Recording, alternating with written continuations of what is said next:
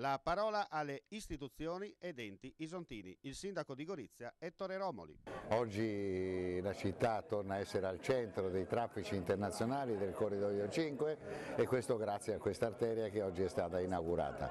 Mi auguro che l'azione promozionale che ho chiesto alla Presidente Serracchiani per far conoscere sempre di più questo percorso alternativo e più breve rispetto a quello di Fernetti venga effettuata e fra poco riprendano quei traffici che in alcuni anni, negli anni 60 e 70, caratterizzavano la nostra città. Enrico Gherghetta, presidente della provincia di Gorizia. Un asse fondamentale viario, sociale, economico, culturale, è la porta dell'est, è la porta che serviva, insomma Gorizia ritrova il suo ruolo internazionale e tutta la provincia di Gorizia ci guadagna in termini di economia, secondo me, e di interscambio. Gianluca Madriz, neopresidente della Camera di Commercio di Gorizia. Quest'opera deve significare sicuramente un'opportunità, è altresì vero che un'arteria di alto scorrimento, un'autostrada sotto tanti punti di vista permette il passaggio di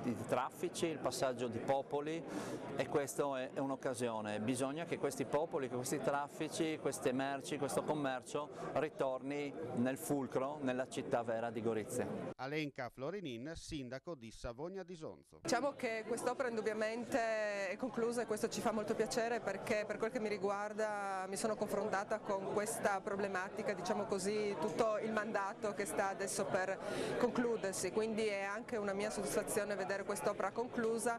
È anche vero che bisogna in questo momento ovviamente vedere, riguardare e ricontrollare tutto quanto è stato fatto.